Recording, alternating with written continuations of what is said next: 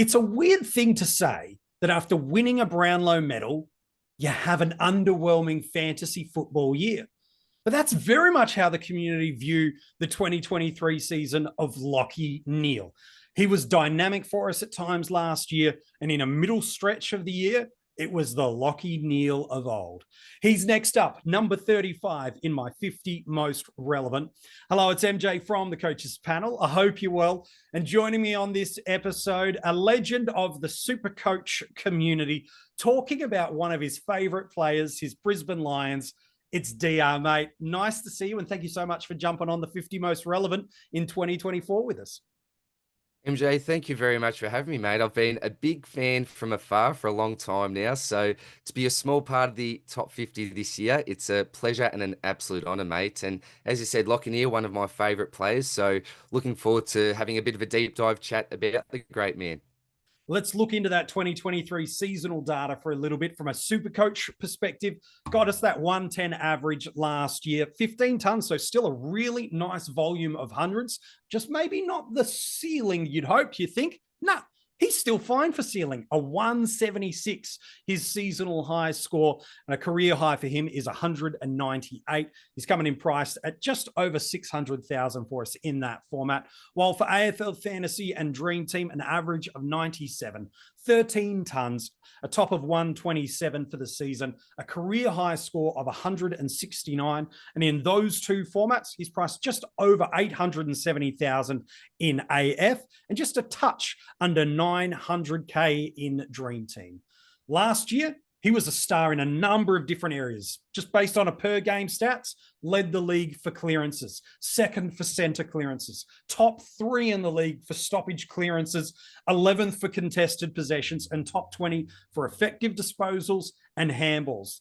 DR, there were some things that people knocked about the game of Lachie Neale last year, and maybe we're a little bit more hoping that a Bontempelli wins the Brownlow, and he would have been deserving of it too.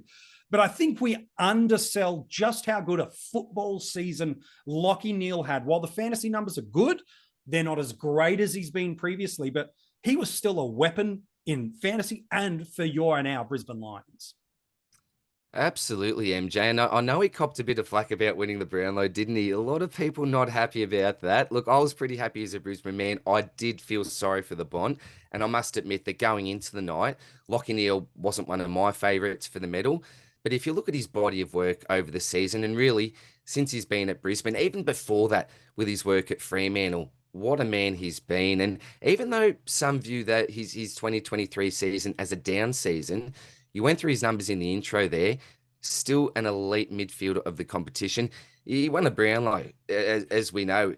I was actually at the Giants game where he did receive those 3 votes, so a little bit surprising there, but we've got to look past just the one game and look what he did during the season. We will go through later, I know, some of his stretches, so a little bit inconsistent at times last year, but certainly when he was on form, when he was red hot, he was really red hot, and he can produce anything on his day. So certainly I can understand why you've got this man right within that top 50, mate.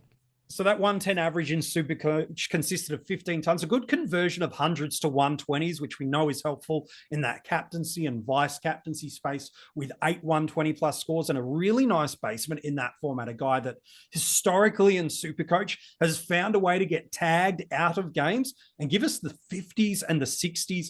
And teams just go to him regularly, but just the 2 sub 80 scores. I know sometimes we look at anything that's not triple digits when we're paying up for these big premiums and we're like, oh, that was a disaster. But the reality is just 2 in that lower echelon for the whole season, far from something to complain about. In AFL Fantasy and Dream Team, 13 tons. The conversion of hundreds to 120s not as strong, just 3 of those getting to that 120 marker and a few more frequency of sub 80 scores with the 6. But we talk about this kind of split of the year. We'll get into a hot run he had in a moment, but pre-buy in AFL Fantasy, 94.3. Post-buy, 99. Pre-buy in SuperCoach, 110. Post-buy in SuperCoach, 110. So as much as there were highs and lows in 2023, he was still someone you could feel really confident about. A top 20 average in SuperCoach last year. And I want to get this thought from you. Maybe it's a little early to jump into the podcast, but I want to ask anyway. He averaged more last year than Brayshaw, Rosie, Treloar, Parrish, Taranto. And yet some of those guys are getting way more love in the community across the formats than what Neale, especially in Supercoach, probably deservedly so, should be getting. So we'll get into the 2022 data. In fact, we don't really need to know. He's a beast. Since he's got to Brisbane, he's just in Supercoach like 110, 120, 130 averages. So in that format especially, just a gun. Do you think in the community this year, there's a new generation bias that we're seeing, and we're starting to, and maybe rightly so, but sleeping on some of these old time greats of the fantasy footy community? Absolutely. It's like out with the old toys and in with the new toys in the cot. We've got some really exciting prospects on our radar this year. And just to throw a few names out there, as you mentioned, your Brayshaws, your Butters, your LDUs. I think what lots of people may be looking for is that added upside. So with Neale, question marks may be around, well, what is his upside? We know what he's done over the last 4 years. Is he at that age where he can produce even more? Or have we seen the best of Lachie Neale? But again, if we look back to those numbers last year, they're still elite numbers.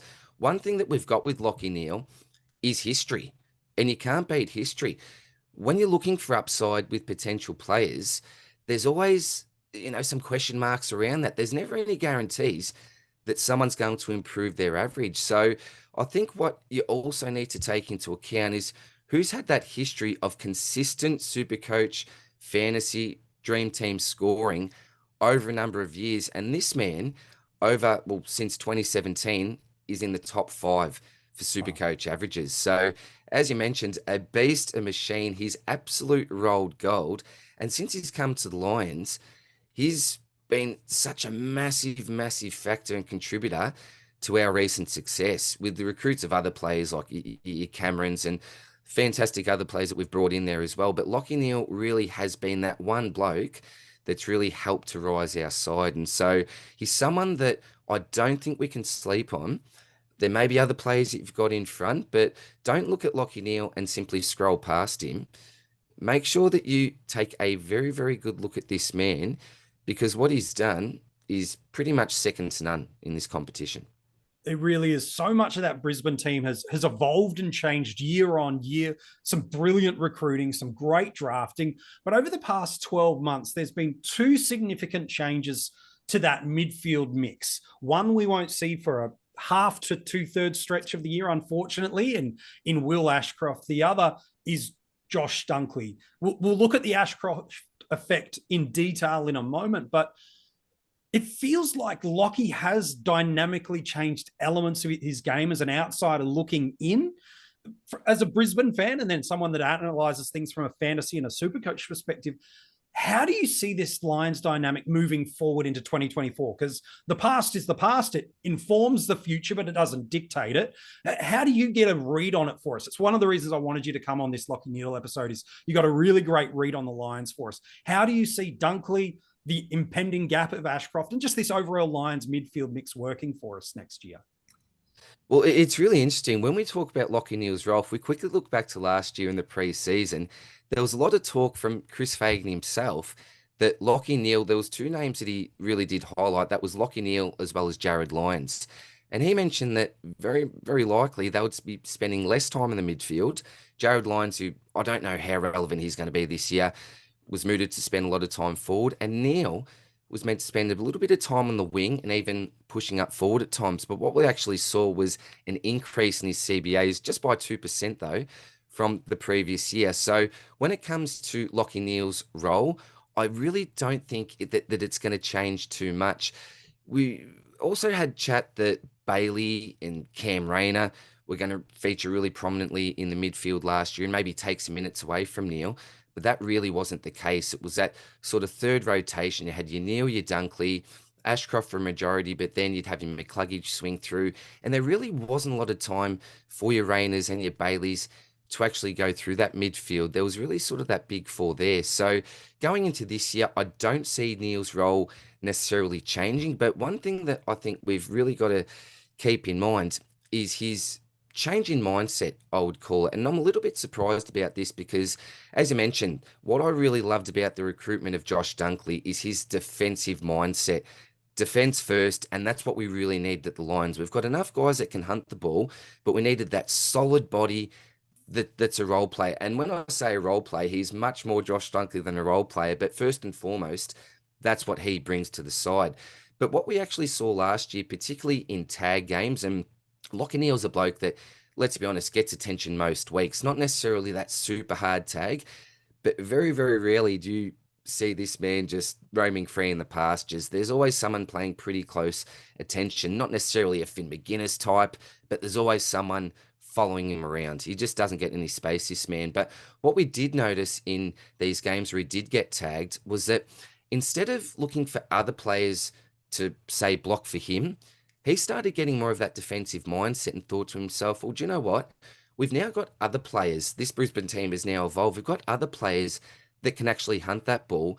And why don't I actually start to put a block on myself for some teammates? And what we saw in multiple games there, where Neale did get the tag, was that other players were able to actually step up. So I've got a few games here just with some numbers. So we saw that Freo game. Hayden Young gave him a bit of a hard tag there. Only the 90 super coach for Neale. But then we had Berry step up with 28 touches. And Berry's a type of player that you don't see huge numbers from him, but when he's needed in that particular role, when someone else is down, he's someone that can step up. Hugh McCluggage is another bloke. We look to the quarter final against the Power. Neale only the 19 touches, but Hugh McCluggage, 26 touches, 9 clearances, 4 inside 50s, 3 goal assists. Wow.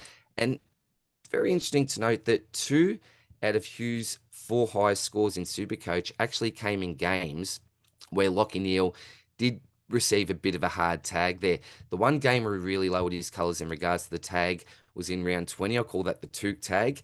And he made Lachie Neale look a little bit silly. I know many media pundits got on Neale's back, said he's lazy, work rate wasn't up to scratch. But when it comes to durability, and this may be a bit of a different discussion, I'm going a little bit everywhere here, but he was playing a little bit sore, particularly towards the end of last year. And I know that all players are. That's pretty much a given, isn't it? What player in the AFL that's played, 20-odd games to that point isn't going to be sore? That may be a really obvious thing to say, but Chris Fagan did mention in August that he had been playing through a fair bit of pain there. So when it comes to his role going forward, in a bit of a nutshell, I don't see that CBA rate going down. I think there's other people that are going to fill that Ashcroft void.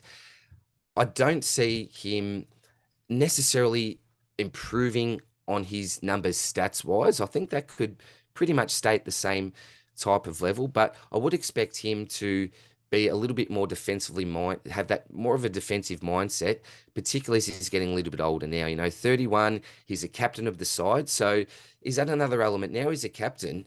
Is he starting to become a little bit more unselfish? I think it's part of that, but also part of the fact that he should now have, and we all do as fans now, have a lot more confidence in other players to be able to step up. We're not the Lachie Neale Football Club like we potentially were in the first couple of years where he entered our side. We're now the Brisbane Lions Footy Club with a really good mix of ages, I think. The young blokes that can step up. You've got your Dunkleys at that peak age, and then some of the older blokes like Lachie Neale. Even a Dane Zorko can step in there time to time when he's potentially needed. So I may have gone on a little bit of a rant there, MJ, when it comes to his potential role next year, but that's pretty much the way that I see it, mate. It's a good summation. And sometimes we have our own biases, and beautifully our clubs are the bias. Sometimes it's super helpful for us to sit down with fans in the fantasy footy community and go, you support this team. What do you see? How do you see this unpacking? Talk to me, because we all look at our own teams with greater depth and insight. Sometimes we're a little bit more critical about our own teams and what they are doing or aren't doing. And so being able, because the community from SuperCoach, AFL Fantasy and Dream Team, whether it's on social media, in person, over a drink, or just randomly at the supermarket, you happen to random someone, you're like, I know that bit of merch. I know who that is. It's to ask you, who do you support? What do you see in your club? It's just those extra bits of nuances and narratives. So I think you've dropped some really helpful stuff for us there, DR. If you want to look at his Ashcroft with and Ashcroft without stats, it's about a 12 points per game bump in AFL fantasy and about 15, 16 in SuperCoach. It's not sending him to the stratosphere of like he was going 120s, 130s, or 115, 120 in AFL fantasy. but it's still good. I think there's still something about Neale that gets lost on people, is that he still gave us an incredible stretch of games last year. If you owned him from round 9, when he was arguably at his cheapest point, through to round 17, so an 8-game stretch through the bye rounds, which is where you really want those premiums you have firing, here's what he did. 111.1 in AFL Fantasy and Dream Team, 125.5 in Supercoach. So that 8-week stretch, he's going right up at that top end of our scoring. So you're going, I'm going to fade Neale. I'm hearing DR talk about other guys stepping up and the gap of Ashcroft. Maybe I've got no interest. Here's the thing. With Neale, there is always going to be a basement game. It will come likely because of a tag, whether it's his selflessness that allows others in and he takes himself out, or opponent just gets the best of him.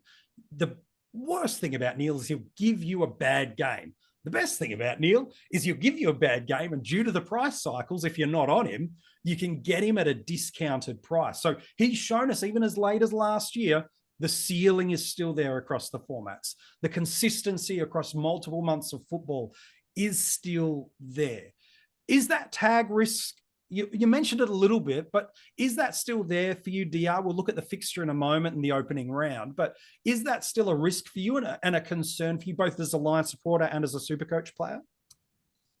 Look, I think the tag will always be around, but and this may be just a bit of a gut feel as a Lions supporter, but I don't know how Supercoach relevant is going to be, because when you talk about inconsistency, particularly in Supercoach, Hugh McCluggage is one of the blokes that you'll see his picture in the dictionary. He's a very up and down player, but what I really expect to see this year, particularly even in that Ashcroft void, is Hugh McCluggage really start to step up as a football player. And as I mentioned before, as I touched on, we are not the Lachie Neale Football Club. So I think we will start to see some other players evolve. And it's not going to be as easy as just look to shut down Neale and you shut down the line. So that could mean two things. It could mean the fact that maybe they ease up on that hard tag and don't really go with that strategy, particularly against Lions. Or do you look to go with that Huey McCluggage and look to lock him down, because he's not only good on the outside, but he can play that inside football as well. Super damaging by foot. You do not want the ball in his hands going inside 50. Super damaging Hugh McCluggage. So that could potentially be another factor as well. And if teams know that Neale's simply going to go to that defensive mindset, well, is it worth tagging him? Is there someone else that's going to get off the chain here?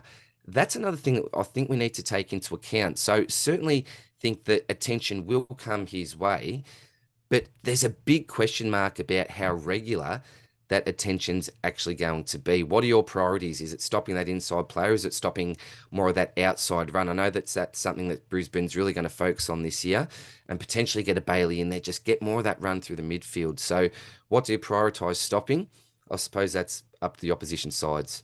Yeah, it's a good shout. It all depends on who they've got to as their weapons. Do they have the guy that can stop that contested first touch player? And that's where Neale excels in the competition. We shared some of those stats of what he's like at clearance, stoppage. He's an animal and almost unmatched in the competition.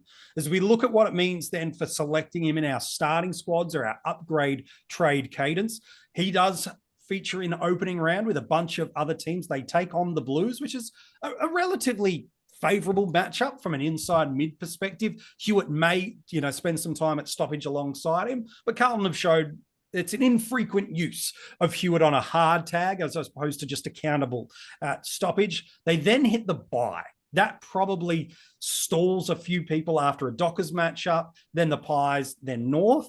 So given they've got that early bye, it does put a lot of people off, not just Neale, but premiums in general that have a buy in that first 6 weeks.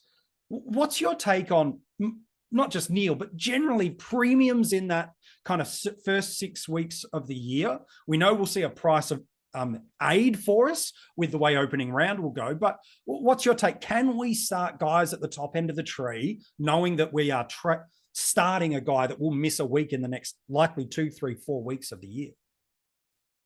I think it all comes down to balance, MJ. It all comes down to balance. I think we can afford to run with a couple of these blokes if you're that keen on them. If you've got that feel that they're ready to explode, or for whatever reason you want to select this player, if you're keen on them, I think you can, but I certainly wouldn't be going over the top. And this may be a bit of recency bias playing BBL Supercoach as well as dabbling a little bit of NBL Supercoach as well. You really need to take the fixture into account. In the BBL, we've got double games, for example. You look at the weather, there's so many more factors there. But I think just being in that mindset, really looking at the fixture and having a deep dive there, I think this year in particular with round 0, we've had a year like no other in Supercoach, and fixture has never, ever been as important as this year. So for me, another thing I think will put people off is they will actually have 2 buys before other particular clubs have their first buy. So they'll have 2 buys before Freo, Northwest Coast, Geelong, and Essendon have their first. So when we are comparing someone like a Lachie Neale to a Zach Butters, that's something that I know myself personally, I'm definitely taking into account the fact that Zach Butters will play, 12 odd games, however many it is, before he even has a bye. Lachie Neale will miss 2. So I think that a really popular strategy might be going with, I'll throw a name out there, Cam Guthrie. Could you start with the Cam Guthrie around the 400 odd K mark? Wait to jump on a Lachie Neale just before Guthrie has his first bye. You've got every game you can from Guthrie. You've missed those 2 buys from Lachie Neale. You've had a really good look at him for the first half of the season. We'll know exactly what his role's like, what the Ashcroft void's been. I suppose another thing is Ashcroft may potentially be ready around that bye to come back into the side. So maybe the data flips on its head when you may look to get Neale in, which is another thing we need to take into account. But I just think that not starting someone like a Lachie Neale, being able to see how he goes to that first half of the season, jump on someone else where you know that unless injury strikes, that you're going to get those full games off them. I think that will be a really popular strategy. And that is what's putting a lot of people off starting your Lions type players. But again, going back to the first point that I mentioned, don't let that put you off completely. If you like a player, feel free to select them, but certainly don't go over the top. I'd be getting that fixture out, MJ, putting your premium names next to all of those rounds, looking into the future. I'm not saying base your whole starting team off the fixture, but super, super important this year, mate. There's some really good advice. It means, they share that early buy with Carlton. So if you're bullish on Lachie Neale, because that fixture after that little break is relatively good for inside mid matchups and relatively tag free. So all of a sudden it's like, well, now, while they're not priced the same, do I like Walsh so much that I'm prepared to fade Neale, or do I want Neale and I've got to fade that? There's some value in that backline off that same buy round with Kitty Coleman and Zach Williams. So all of a sudden it's like, it might only be best 18 and you can afford it, but all of a sudden your risk profile of needing rookies and cash cows to score on field and not to have them fall away while they'll count in their price cycle movements, the scoring won't on field. This is, as DR's talking about, getting that balance right. So can you fade Lachie Neale and target him as an upgrade after his first or second buy? Yeah, absolutely. No problem at all. Can you start him or any other premium that has an early buy? Yes. It just means it's around the prioritization allocation, getting the right balance of your side and minimizing the need that cows have to count for multiples of those best 18s. Get that balance right. I'm a little bit more leaning with you while you haven't said it as black and white. You've kind of indicated pretty heavily. I'm more likely leaning for you personally towards upgrade target for Lachie Neale, although there's definitely a pathway. And you've mapped that out nicely for us about how and the justification for how you start Lachie Neale. History, as recent as last year, tells us Lachie Neale is a SuperCoach animal. He's as good as anyone at getting 120 plus scores with incredible ceiling. Over the past 5 years at the Lions, we've seen in AFL fantasy, at one season, he was the leading scorer in that format. And even last year, over a couple of months, 110 averages and providing us with supreme value. So you might not start him because of the buy, because of something. That's okay. Don't waste January and February only thinking about your starting squad. You will spend more time navigating the trades And arguably, these are all trading games at the end. Your starting squad counts, but it's the moves you make in season that will ultimately dictate your success, especially if rankings is the ultimate priority for you. We'll wrap up the episode in a moment. We'll turn our attention quickly to drafts.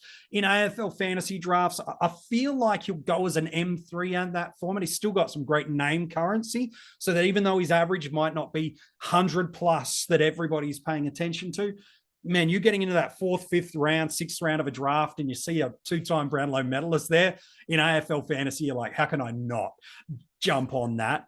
He'll probably go a bit earlier in SuperCoach. Again, got a better pedigree and history through there. Is he going to be an M1 for people? Is he M2? Or do we get a little bit of value as an M3, DR? Where of those three spots do you see him most likely going on draft day for SuperCoach? I'd say most likely I'm looking at that M2 spot. I feel that M1's probably going a little bit too early. I think there's going to be some better options out there. I think he'll be a little bit of a reach there. Personally, MJ, I think he fits almost perfectly at M2 there. But when it comes to M3, and you touched on this before, mate, a little bit of that next-gen bias, the changing of the guard, is he going to be a man that people forget about a little bit? And they look to the new gen. Oh, it's just old Lachie Neale. Will he be on the board a little bit later? I think that, look, if you manage to get him at M3, it's an absolute dream, and you are absolutely winning this draft at that point, I think, mate. But I see a world where he could slide there. I don't think it's extremely likely. I think M2 is, I'd give it a 70 to 80% chance myself. I'm pretty confident there. But either way, M1 or M3, never say never, mate. But M2 for me, MJ.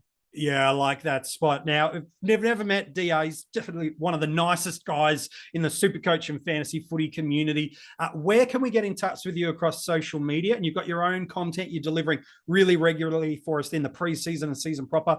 Tell us where people can get in touch with you and watch what you guys are doing. Oh, firstly, thank you very much, mate. You are too kind there. Likewise, mate, one of the best blokes that you'd ever hope to meet. First time we've sat down and had a chat today. It is. And it's like we've been old friends for the past few years, mate. So firstly, thank you very much for having me on, mate. Yeah, produce weekly videos on YouTube. So you can just search for SuperCoach with DR. Also, getting on Spotify this year with our SuperCoach Swordplay podcast. Do that with two of my best mates, Jonathan Spills. If you're looking to follow me on X or Twitter, I go between X, Twitter. I always go X/Twitter, but people know what you're talking about. Hopefully, I think, mate, it's just SuperCoach_DR. So, yeah, that's where you can find me. And yeah, hopefully, MJ, I'd love you to come and join me for a podcast, mate, because I love what you're doing for the community. It's an absolute institution, this top 50. And as I mentioned in the intro, to just be a small part of it, mate, and get to chat with you today has been absolutely fantastic. I appreciate you having me on, buddy. No, mate, absolutely. Very, very happy to do that. We love what you're doing. If you've missed any of those places where you can keep in touch with DR or go and check out the great content he's been delivering for years in the SuperCoach community, we have dropped all the links in the description of this episode. So you can go that, follow him across social media, enjoy that great content. And chances are, if you're in Melbourne and there's a Brisbane Lions game and you see a very vocal person yelling out, high percentage that it's DR just shouting it down at somebody. So you can do that. If you want to go and read the article that goes alongside this episode, it's available for you, as well as every other player we've done in the 50 most relevant so far at coachespanel.tv. The audio podcast, you can go and subscribe wherever you're listening to this episode. We've got that there. So go in, subscribe, leave a nice 5-star rating and review. It's just one of those small, simple things you can do that makes a really big difference for us in the SuperCoach community. Getting emotional. My voice is breaking. It's what happens when you hang out with good people, isn't it? No, it's very, very true. Absolutely. Maybe that's what it is. In about 30 seconds, I got a nice little clue for you about who's next in the 50 most relevant. So see if you can figure out who it is. But if you do want to support the Coaches Panel, one of the most practical ways, become a Patreon supporter. For just a few dollars a month, you could support the Coaches Panel. And if you join that breakout and premium tier, we'll give you the audio podcast of the 50 most relevant a day early, as well as a ton of other rewards, hidden group access, extra in-season content, extra pre-season episodes, videos, articles, and access to all the members of the coaches panel. And you can pester them over message to find out what you should do right throughout the season. So if you want to do that, all the details for that and where you can keep in touch with us across socials are in the description of this video. So who's next in the 50 most relevant? Last year, he was one of the highest owned players going into round one. He made the top 10 of my 50 most relevant last year. So that narrows it down to 10 players. And yet, I haven't seen anybody talk positively about him this year. He was so hyped last year and he was fine, but he didn't hit superstardom like people thought he might. And so why is the community cooled? Is there a reason for it? Or did we just think he would be so great that his brilliance wasn't still enough? Find out tomorrow in the 50 most relevant.